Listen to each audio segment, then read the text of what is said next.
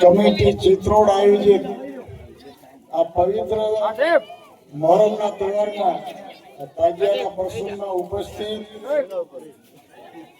આપે ખૂબ ખોબે ને ધોબે મત આપી અને આ ચિત્રોડ ગામની જેને તાજપોશી કરાવી એવા સરપંચ શ્રી કુલદીપસિંહજી, બહાદુરસિંહ બાપુ, ધીરુ મહારાજ, સંજય મહારાજ અને જેમણે આ ચૂંટણી દરમિયાન ખૂબ મહેનત કરી અને જેને કહેવાય તન મન અને ધનથી અને બહુ જે મોટી લીડ મળી એમાં સૌથી વધારે ફાળો અંબાવીભાઈ, અમારા કરણી સેનાના પ્રમુખ અરવિંદ છે, હેમબા, યશુભા, બધાના નામ નારણભાઈ, ધીરુ મહારાજ, વસંતભાઈ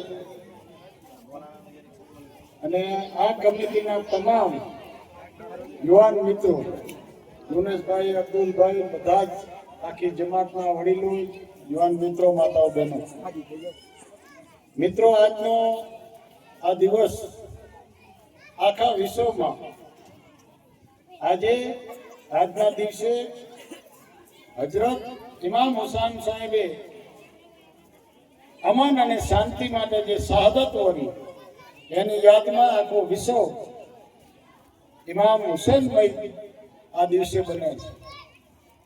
આપણે આજથી 1400 વર્ષ પહેલા ઈસવી 680માં શાંતિ માટે, અમન માટે હજરત ઇમામ હુસૈન સાહેબ સામે હજારોની સંખ્યામાં સેના હોય, એમના સાથે ખાલી 72 માણસો હોય, તે છતાં ધર્મ માટે અને શાંતિ માટે યુદ્ધ લડ્યા. અને એ યુદ્ધ પણ કેવો જે આખે વિશ્વને પણ એમાં સીટ લેવી પડી. નમાજનો ટાઈમ થાય અને તમામ એમ કે હવે નમાજ છે એટલે યુદ્ધ છોડીને પણ નમાજ અદા કરે, કુદરતની ઇબાદત કરે અને સામેના હું એને કયા શબ્દોમાં વખોડું એવા શબ્દો પણ મારા પાસે નથી આ પવિત્ર દિવસે બોલવા માટે.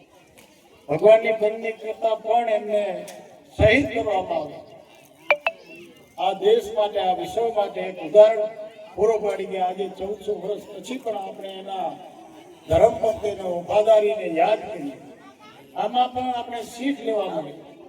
એવી રીતે આ ગામને પણ ખૂબ આજના દિવસે બિરદાવવું કે હિન્દુ મુસ્લિમ એક થઈ આ પવિત્ર દિવસને જે ઉજવે છે એટલે આ ગામને હું લાખ લાખ વંદન કરું. જેવી રીતે હમણાં ટૂંક સમયમાં જે ચૂંટણી ગઈ એમાં પણ 18 વર્ણ સાથે મળી અને એક ગરબાના દીકરા ઉપર જે વિશ્વાસ મૂક્યો, હું પહેલા પણ કહી ગયો હતો, હવે બધા સાથે મળી આપણા મત આપ્યા હોય કે ના આપ્યા હોય બધા જ ભૂલી જાય. ને હવે કુલદીપસિંહને આપણે કમાન સોંપી છે તો આ ગામનો સૌથી વધારે તાલુકામાં વિકાસ થાય એના માટે પણ આપણે આજના પવિત્ર દિવસે સોગંદ ખાઈએ અને એમાં કામે લાગી જઈએ.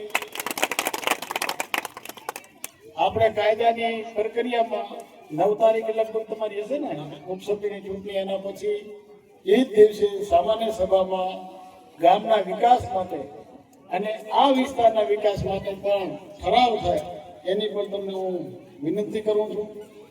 આપણે બધા જ આવી રીતે હળી મળી, કારણ કે હજરત ઇમામ હુસૈન સાહેબે રાષ્ટ્ર પ્રત્યેની, ધર્મ પ્રત્યેની જે આપણને શીખ આપી. હમણાં યુનેશભાઈ કહેતા હતા કે એના શિર કલમ કરવામાં આવ્યા પછી એક બ્રાહ્મણના દીકરા જો 6 દીકરા પોતાના એમને શિર એમના ઘરે એના માટે જો બલિદાન આપ્યું હતું, આનાથી વધારે ઉત્તમ ઉદાહરણ ક્યારે હિન્દુ મુસ્લિમ હોઈ નથી. જેવી રીતે કચ્છવાળા વાંચી તો બે કેટલી પોતાના 6 દીકરા રાજ માટે, રાષ્ટ્ર માટે અર્પણ કર્યા. એવી રીતે જ આ શહાદત ગણી શકાય.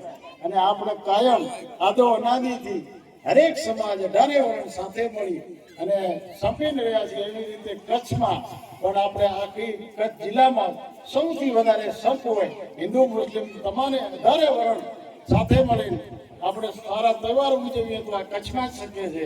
અને આપણી કોમી એકતા કાયમ માટે તહેવારી એટલી વિનંતી કરી આ ગામના જે સરપંચ ઉપર વિશ્વાસ મૂક્યો પુનઃ, કારણ કે હમણાં હું આવ્યો તો મજા આવી કે 2 જ સભ્ય, 1 64 અને 1 74 નથી, બાકી 100 ઉપર મતલબ સદી ફટકારી જીત્યા.